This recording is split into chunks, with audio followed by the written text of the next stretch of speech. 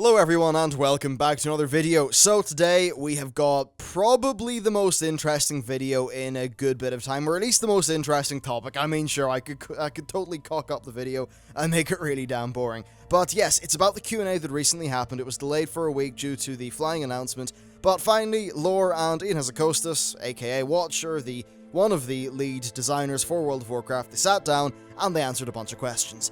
Now, a lot of these previous Q&As were basically just waffle, they were hyping up patches, they were nothing of particular interest to anyone. This one was different. I was so scared that they would go in and fluff up this thing, but no, it's not full of fluff. He actually covered proper shit, real questions that people care about, and definitely a lot of the important topics of the day. And in this video, I'm going to go through question by question, going to give you what he said, tell you roughly what I think, and we'll have a bit of a discussion about it. It was pretty lengthy, a lot of important stuff, so this video may take a little bit of time, so, I don't know, just throw it on in the background and chill out, I suppose. But, yeah, definitely an interesting one. Now, the flying stuff, I'm going to cover at the very end, even though it is what they did at the very start. Basically, I know none of you want to talk about flying anymore. I am bored to tears talking about flying and all that stuff. I just could not be bothered. So let's get right into it, and we're going to start off with reps, which is what he talked about immediately after flying. And the question is, why are all the reps mob grinds? Can't we have more modern reps? Yeah, well, Ian said that he isn't going to defend the reps, and he acknowledged that they were indeed mob grinds. They apparently weren't originally planned at the start of Draenor, but as time went on, they kind of hooked them in to the trading post, and they found a little bit of a place there. He said the implementation was also quite late on in development, which, let's be honest, I think we can all pretty much see that. It was funny, while he said that he wouldn't defend it, Lore was basically chuckling, and I did find that to be pretty darn funny, and that even internally they think those reps are a little bit silly. He did say, though, that he feels that the 6.2 reps are a different design. Well, I disagree with him on that, but I think it's because of time limitations, because 6.2 is, I guess, relatively soon after 6.0. Well, not really, it is 8 months. But basically, the first rep, the Saberon one, is a mob grind. It literally is Shao but with a weekly quest. And then the Alliance and Horde faction one is just doing Apexis Dailies every day. And then the third one is a single daily quest per day, though granted it is pretty fun, it's going, getting treasures and rares. But, like, sorry Ian, that stuff ain't up to snuff. But still, I'm glad he talked about the pure mob grind rep problems, and I've got to imagine that the reason why these current reps into Nan Jungle are the way they are is because they were put in, I think, pretty late on into the development of patch 6.2, when a lot of people were saying, listen, there just ain't a lot here. I think they were put in late, and I'd say that maybe for the next major patch, or perhaps for the next expansion, there will be proper reputations. Now, on a similar enough topic, somebody asked, any plans to bring back normal dailies? A very good question. Now, Ian said that they did that thing that they always do, and they pendulumed too hard with dailies. Props to him for acknowledging, especially saying that sometimes they often do flip far too hard on their designs. He said that they went, of course, from, all dailies all the time in MoP to hardly any in Warlords. And he said the idea that they had with the Apexis stuff sort of has merit, but there are failures. He first said that they actually removed context by the way that they did the daily quests. Now, this is something that I've talked about extensively, maybe 2 or 3 weeks ago. That video seemed to go down pretty well, so I recommend checking it out. I'll hopefully throw a link in somewhere if I remember to. Hopefully I do.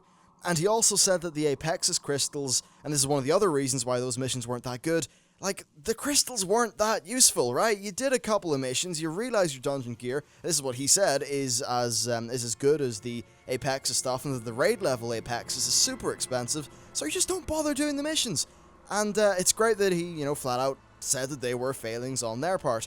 He said that in 6.2, they have made Apexis more useful. That's definitely true, and even though I don't think the Apexis missions or the crystals are particularly fun, in 6.2, they're more useful, they're something you will care about, and I think that is actually pretty important. Someone else asked about Warlords of Draenor lacking world content. Well, he said that if they could go back, Apexis missions would have been structured differently. Hindsight is 2020, I suppose. He also said that there is an issue where they wanted to provide people with really good rewards in the Garrison, right, since it's such a core to the expansion. And he said that some of those systems, like the Professions and the Gathering, were previously done in the world, and it was really less that situation now where a lot of those things were shifted from the world into the Garrison. Basically, he just said that the rewards from the Garrison were good to the point where you just wouldn't go outside into the world, and I agree. I think the Garrison balancing stripped out so much content from just actually mattering to people in the game. Bit of an issue. Also, somebody asked about warlords being geared towards single character play, and this is just the broad topic of alts. Now, he said that burning people out isn't their design, it's not their intent, and that alts have become more popular as leveling has been streamlined. I'll just interject, I think leveling and that stuff is too streamlined. Alts feel dime a dozen, and by removing so much of that pre-cap gameplay, they make the game feel like less of an RPG, kind of less of a journey. Perhaps they should lengthen it out a bit, or perhaps at least maybe have it so that you do either Northrend or Outland to cover the entire of level 60 through 80. I don't know, just having some stuff to make leveling cool, maybe some leveling rewards that actually last a little bit longer than a few levels, or maybe some rewards are unique to the leveling process. Maybe some of that stuff would be cool.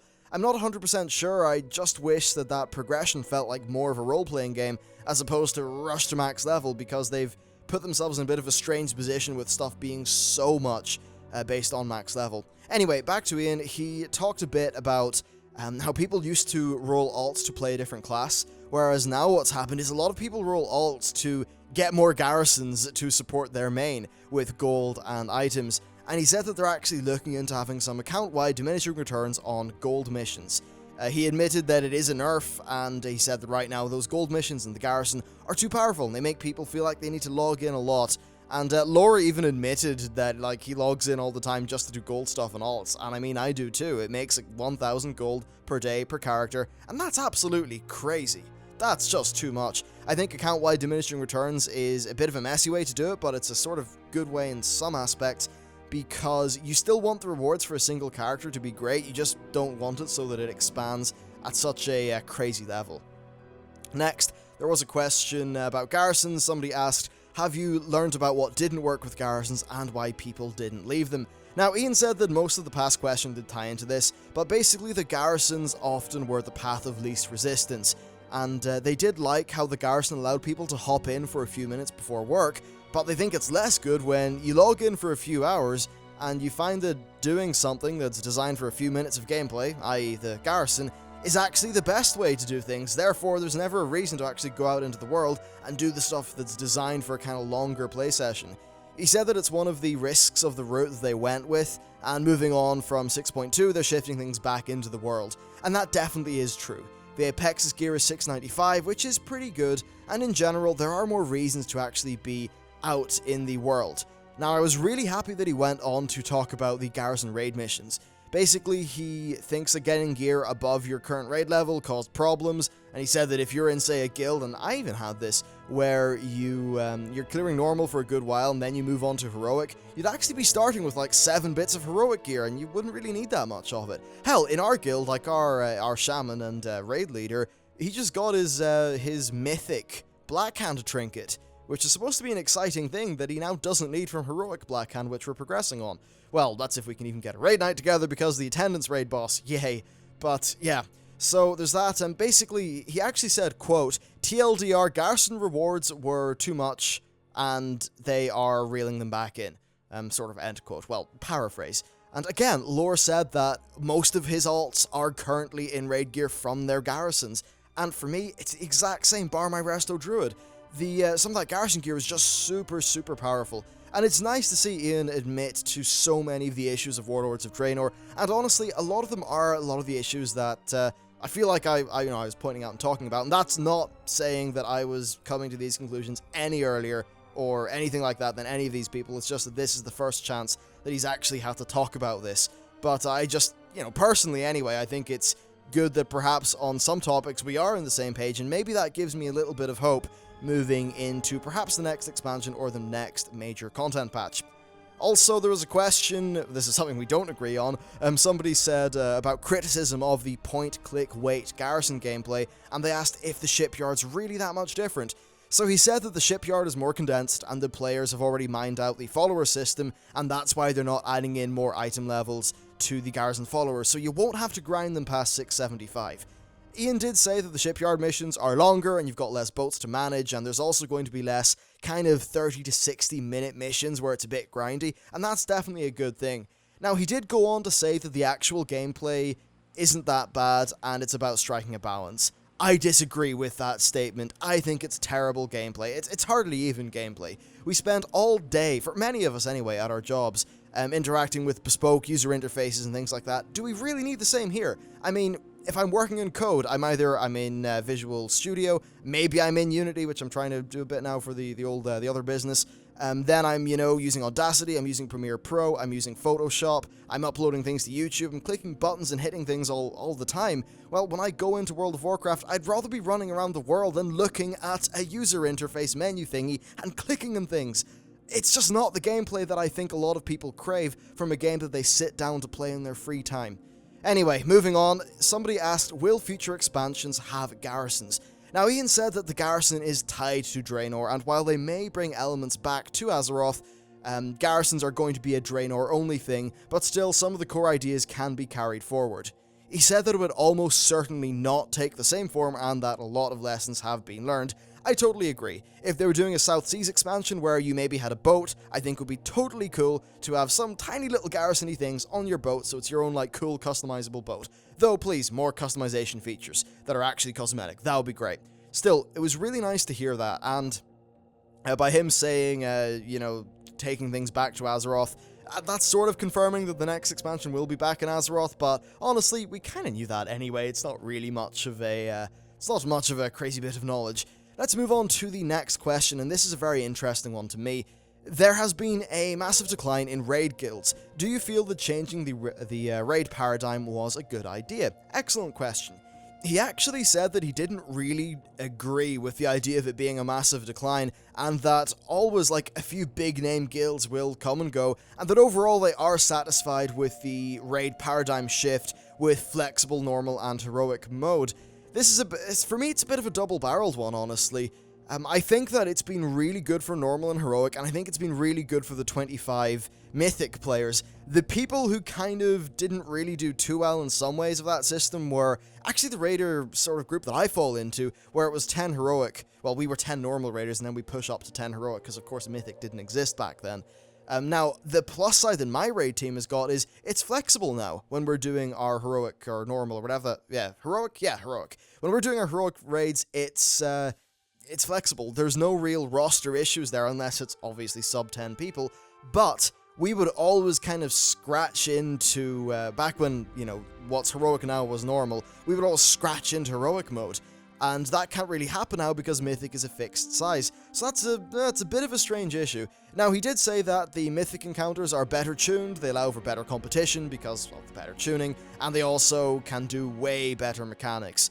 So, I think that's all fair enough, but to give my own take on the idea of the raid guilds sort of breaking down and stuff like that, and he was talking a bit about just excitement and things, I think the biggest problem that's really hurt attendance for many guilds, and this is not talking about the Mythic ones, what's hurt is the lack of world content and outdoor raid, non-raid stuff. Because I think a lot of people, most guilds aren't split running, right? They're not doing insane stuff like that. I think what burns people out and maybe gets to people is they're not having that much fun outside the raiding. And if you're not having much fun outside the raiding, I mean, sure you can raid, but I think often a lot of people gravitate elsewhere. If you've got a lot of stuff to do outside of your raiding, and then your raiding feeds into your world content and all that stuff's good, then you feel like you're getting a lot out of World of Warcraft. If you're logging in twice a week just to raid, which, believe me, is happening for so many people, when I talk to them and all that stuff, I think people just see less of a value proposition from WoW, and therefore they kind of just hop out of it. Now, moving on, there's another question about Mythic. Somebody asked, is Mythic justified when there's such a small participation? Now, he said that basically it's about having something to aspire to and providing a sort of competitive top end to the game. And I think that Mythic it contributes to everyone in a way. For an example, I enjoy following the Mythic race. I like knowing that is there and that there's always something to aspire to, even though realistically, because of roster issues, I probably won't see Mythic, maybe this whole expansion. Now, he also said that apparently it only takes a, quote, single-digit percentage of overall raid design time to actually do Mythic, and that cutting Mythic wouldn't really take that much time off making a raid. And I can definitely see how that's the case, so, you know what, fair enough, and I think Mythic should pretty much, stay as it is, because it seems like the Mythic people are really enjoying the fact that it is the 20 player and it's really well designed for that, and I'd say that probably does lead to way better encounters. Now moving on, somebody actually asked about why limit Timewalking to just those bonus events. Great question, something a lot of us have talked about. Now Ian basically said that the bonus events are less about forcing people into things they don't want to do, and they're more about kind of being a bonus in a way. Basically, with Timewalking being in that bonus system, they were able to fit it into the current content. And what he basically meant there is that if Timewalking gave better gear than new dungeons, then people wouldn't really bother with new dungeons. And if it gave loot that was the same or worse than the current dungeons, then people wouldn't do anything. Like, they just wouldn't bother with them. But by giving it loot that is better than the current dungeons, but only during an event, they kind of get around those problems. And I think I do agree there. And he also mentioned how it's a bit of a nostalgia trip that maybe doesn't live up to continued gameplay as much as some of the new stuff. I'm not 100% sure on that. I think if they tune some of those bosses to have a higher frequency of mechanics and things like that, then they actually could make them pretty viable new content. And I do get where he's coming from overall, but I'd say that while it would probably take more time, I'd rather have this be like a part of its own sort of system. Maybe you have the Timewalkers as a faction, you've got unique transmog sets, more stuff, maybe a bit more difficulty, etc, etc, etc, just more fleshed out. But if you were just going to bang on a flat scaling, not do too much else work, then I suppose this was a pretty decent way to put it in. It just, I don't know. It seems like they could do more with that technology in the future, and hopefully they do. Someone else asked a great question about why dungeons went obsolete so quickly, and now Ian actually said this was another one of their regrets, and that without the Valor system there was little reason to continue with dungeons. He said that LFR and Garrison missions and all that stuff basically meant that, well, once you were able to do them, you never had a reason to do dungeons. And he also said that Mythic dungeons, to an extent, make them more relevant, especially to the normal and below raiders, which is totally true, and also for the alts of the main raiders. Yep, it's handy to have Mythic there. Or at least it will be, you'll get a lot of gear. Now going forward, he said they really want to make dungeons last longer, and one of the reasons why they didn't keep Valor, which traditionally was the system that did keep dungeons going on longer, is that they didn't like how you were just repeating the same dungeon over and over and over again throughout an expansion, but as that expansion went on, you had better gear, therefore the dungeon was easier, yet you constantly got better and better and better rewards for doing the same dungeon, so as it got easier, your rewards kind of got better. They didn't really like that, and apparently they like the idea of having the difficulty scale a bit throughout the expansion so that what you're doing matters. That's kind of what Mythic does in a way. It sort of makes the dungeons relevant to our current item level and all that stuff. So I'd imagine they've got some sort of interesting system up their sleeve for future expansion when it comes to the dungeon system. Now, somebody asked a question that I think has been really striking with a lot of people, and that is, there's no new dungeons, but rehashed Timewalker ones. What's the deal with that? Are they Timewalker dungeons instead of old ones? Well, Ian said that they don't see it as being instead of. Basically, Timewalking and also the Adventure Journal were things that engineers and UI people were working on that weren't really tied into the world content. Now, I do agree here, but I would say that from an external perspective, the lack of new dungeons stings quite a bit. And Ian did say that it was due to resources, and that the people who were involved with dungeons were busy working in Hellfire Citadel. Again, that's a fair excuse, but from an external perspective, is it really an acceptable one? I think that they should probably work out how to get more dungeons done, because we haven't had mid-expansion dungeons in a very long time. Maybe they can make a smaller team that just focuses on dungeon design or something like that. Now, Ian also mentioned art resources. Well, you know what? Back in ICC, they reused art resources for the ICC 5-player dungeons. Why not do the same for Hellfire Citadel? I don't think that there is any reason that they can't get around to not put these dungeons in the game. Sure, maybe they'll need to restructure one or two things, but I think it can be done, and I think it should be done, especially since they are doing that Mythic dungeon system, which would make those dungeons matter. A bit weird. Anyway, let's move on. There was another question about the relevancy of Timewalker dungeons, and Ian said that basically they are a time when you sort of are going to be chain running, like your alts, you're going to get loads of 660 gear pretty quickly, and it's mainly just a sort of alt gearing up event to get your alt characters up to speed. He also said there's a weekly quest to give a bonus roll, which is nice enough for the raiders, and I suppose will help out with the queue times. Now, he did mention something that I do like. The Timewalker Dungeons scale everyone back, so really no matter your gear, your power will always be comparable. And I think in terms of designing those to be really interesting and fun, they have a lot of benefits there. I think they should tune them up just to be a little bit harder. That said, they could have tuned them up since I last checked in the PTR, so before I draw any conclusions on that, I will have to test it out. Next, we've got a fun question, which, you know, it's a funny one. Basically, someone said, why nerf Demonology to the ground? And he said it's because they don't want people to play Demonology, but he, of course, went on to elaborate, and yeah, he said that they're basically concerned about how Demonology plays, and apparently there's a lot of debuff juggling and things like that, and apparently the whole thing's just unintuitive and not really that fun, and, well, that's what he said, essentially, and that it just doesn't work overall. Now, he also did take the piss out of Noxic for misleading people, which I do find to be quite funny, and seriously, don't use Noxic for a class guide. It's terrible.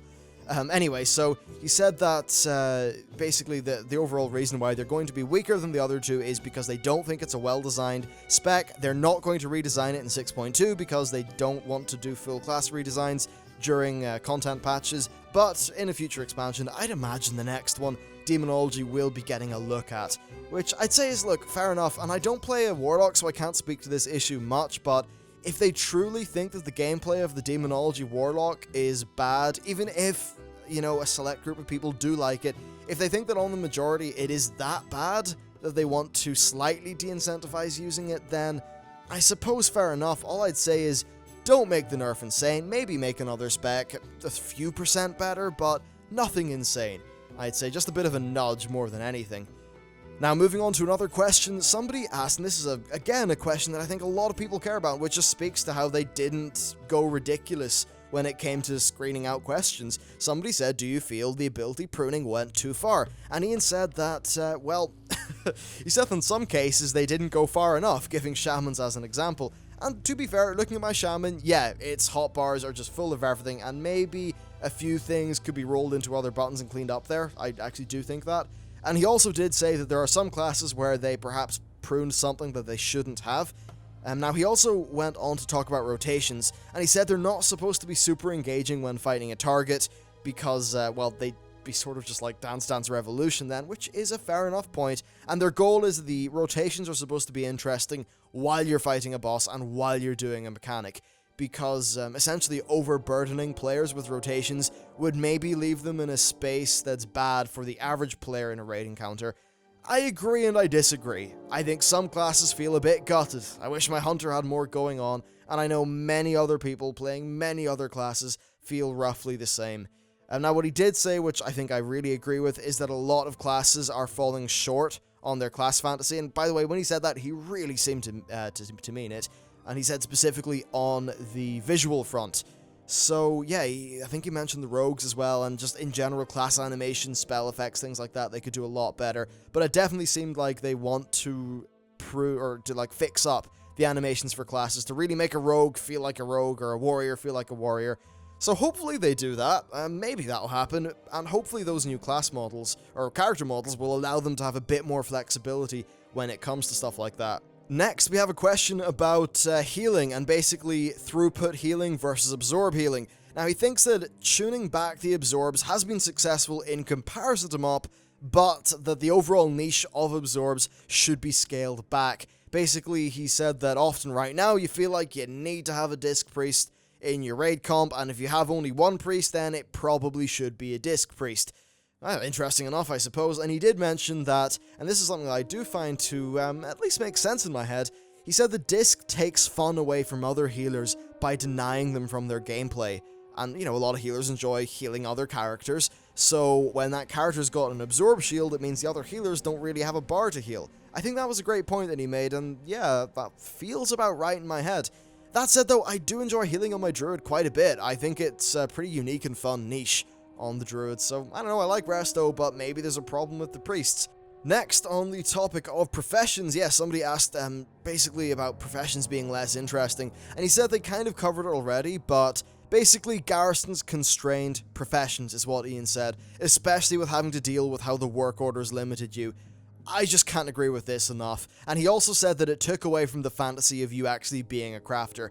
Now, in terms of fixes, he said that in 6.2, your personal cooldown is going to be more rewarding in comparison to your work orders, which is great, and also that they're adding in Fell Blight for the gathering stuff into Nan, which will be great for the crafters. Overall, I've got to say, this stuff feels solid, and I just hope they never do a Garrison-based profession model again. I hope the next iteration of professions have depth, and that they're interesting, and that they're not the kind of just toned down mess the WoD ones were. Next, we've got a question about the ideal length of a fight. Very good question. I still have scars in my head from fighting the Sha in the Terrace of Eternal Springs. I did not like that fight. He said that if a fight is super intense, about 5 minutes is right. If it's a cyclical fight, then maybe a little bit longer. And sometimes if there's a really long fight, then that's mainly there for the end bosses that have got loads of phases. He said that generally he's pretty happy with tier 17, which I think's fair enough. He did say specifically though that on Brackenspore, a lot of people apparently found the mythic of it to be really long, but he thought it was pretty good in that the moss was always coming for you and there was a bit of tension there. Though they did say that mythic Morgok was apparently too long, especially with the added phase at the end. I think that's fair enough. Personally, I prefer these sub 8 minute fights, and short and sweet just suits me better. I really like a short intense burst of stuff, rather than just a big long fight where I am like to maybe get tired eyes that want to close or something like that if I'm raiding late at night. He also mentioned the Iron Maidens, and he said that perhaps they were a bit too slow during the start, and the way that it was balanced so that often groups would stop DPS for the third boat phase was a bit of a fault on their end, so that maybe was something that they could have tuned up. Anyway, the next question is again one that completely is to my interest, and that is, why make everything so convenient? Too convenient? Yes, completely. Ian said that it's a very tricky question, and that you don't want inconvenience to stop someone from doing something while still being mindful of all the downsides of convenience. He did mention that the cataclysms, say portals, going to all the different zones, shrunk the world a lot, and he also said that the Dungeon Finder reduced people's interactions. He did say though that they're very happy with the pre-made Group Finder and how it worked out, and from what I can tell, I think it has been very good for the game. Although, I do think that overall, they have made things in the game too quick and too convenient, to the point where it takes away from the idea of the game being an RPG. And WoD specific, I think a lot of that has got to do with the Garrison. It's a very convenient way of getting many different things. I think that's too much. I mean, from my own perspective, I think it just feels like they've made some things quick and convenient to the point where the game feels like less of an RPG. And that does make me sad. It just feels like there's less of a journey to your character's progression. And I know that sounds like a load of weasel word waffle, it's a lot of bullshit, but I do think it's taken away from the sense of achievement behind pretty much all aspects of the game, the fact that a lot of stuff is so quick, so easy, and so convenient. Now, this is another good question. Do you feel that the artistic integrity argument carries weight over the Twitter selfie patch, with the idea being that you care about the artistry of your game, but now you're putting Twitter selfies in your game? How is that artistic? Fair enough, good question, and basically he said that they intensely value that stuff, but then he digressed into patch 6.1 because he wanted to talk about it, and he said that the Twitter integration and selfie camera didn't take away from the outdoor content. Twitter was a few people integrating the Twitter API into the game, and the selfie camera was one designer and one programmer coming in over a few weekends on a side project.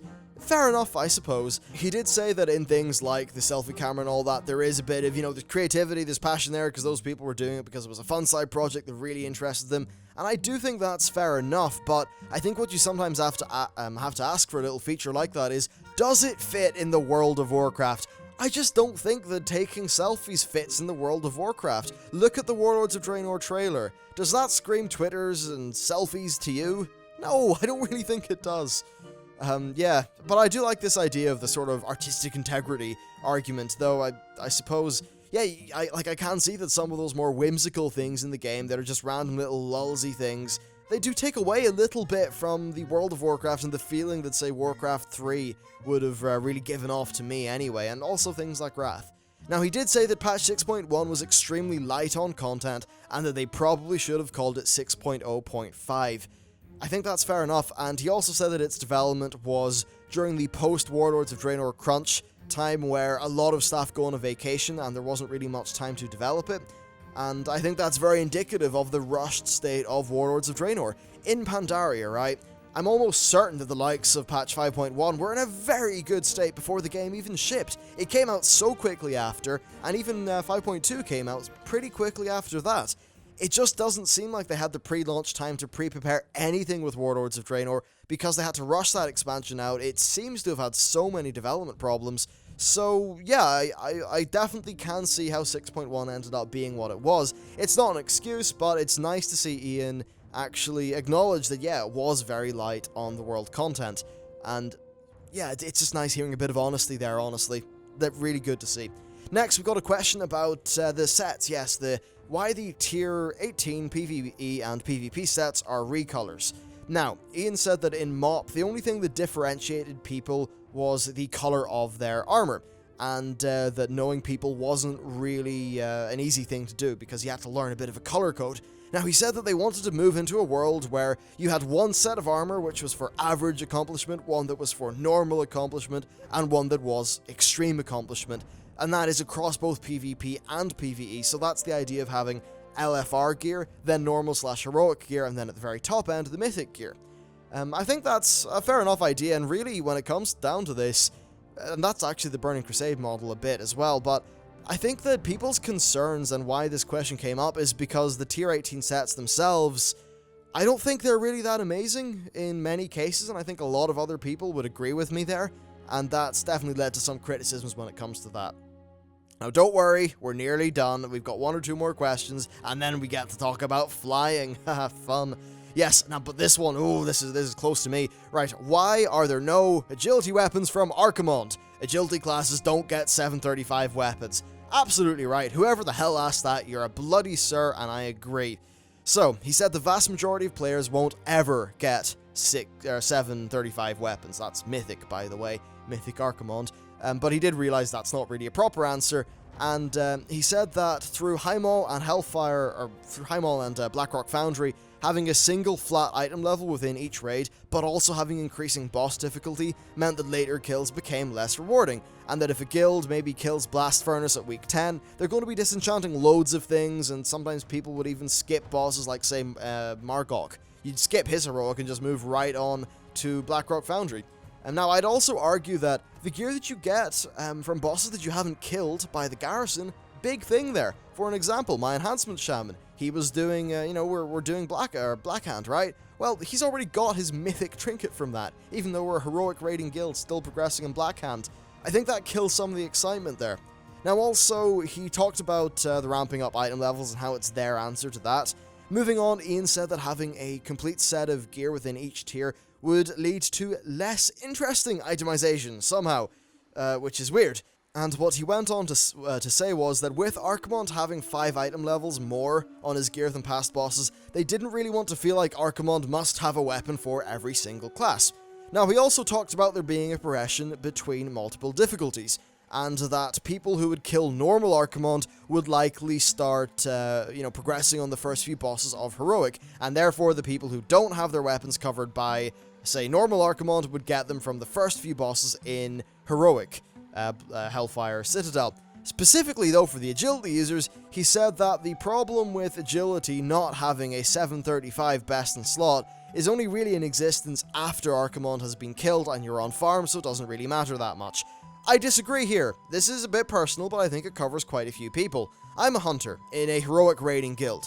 This means that I will never get my 720 or whatever the heroic Archimonde item level is weapon, because my equivalent of that drops from Mythic.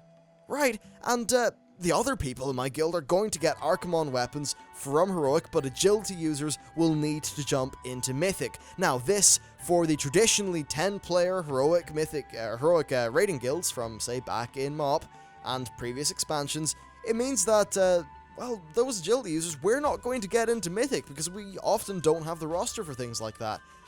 It just doesn't make that much sense to me. I don't think it's particularly well balanced. Now, in terms of numbers, I've actually discussed this with Preach on Twitter, and yeah, it's not a big difference overall in terms of your odd deeps. I just think it's a really, really dumb design, and how this is more, like, air quotes say, interesting, I do not know. Also, I think the idea of promoting sort of starting at normal difficulty and then moving on to heroic and maybe moving up from that isn't really realistic. After you kill boss X, killing that boss again with 20% more numbers just isn't as exciting. And I think that is an argument as well that applies to LFR. After you've cleared an entire raid in LFR, doing it again but with harder numbers and harder mechanics, like, you've already seen the content, right? So maybe it's less exciting. I think that stuff does play a bit of a part in the idea of maybe just raiding burnout, perhaps?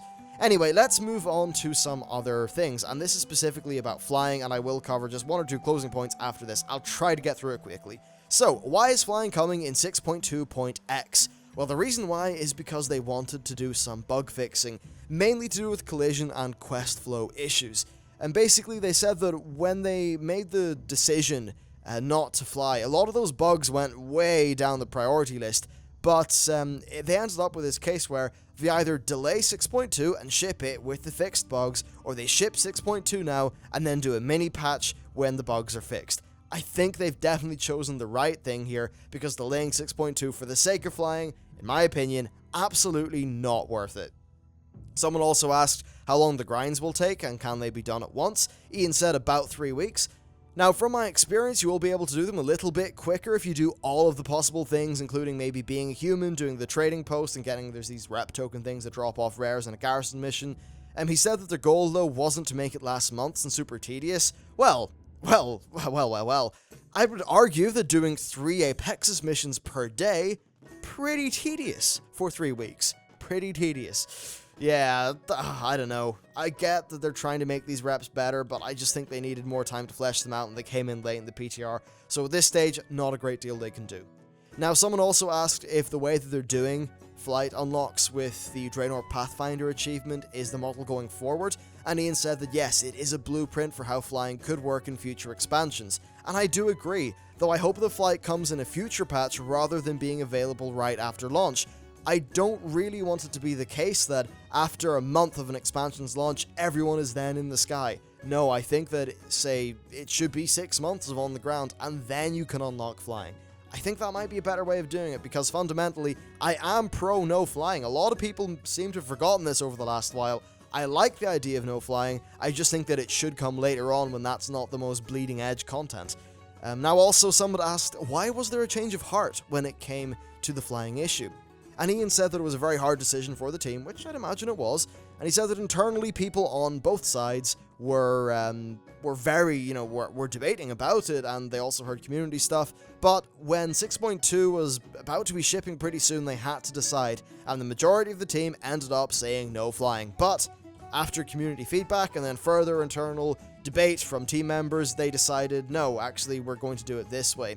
He specifically said that saying never was a very strong word, and that by saying never, they really put off a lot of people who were happy with no flying during Warlords of Draenor. I'm one of those people. I was like, okay, look, no flying during the current content, that's fine, that's good, but once that current content is not current anymore, let us fly, just like what they said all the way back, during the beta and stuff. Still, I'm glad that they made, I think, a decision which, okay, not going to please everyone in the world, but you know what, I think it's the best thing to do on balance when you consider everyone involved.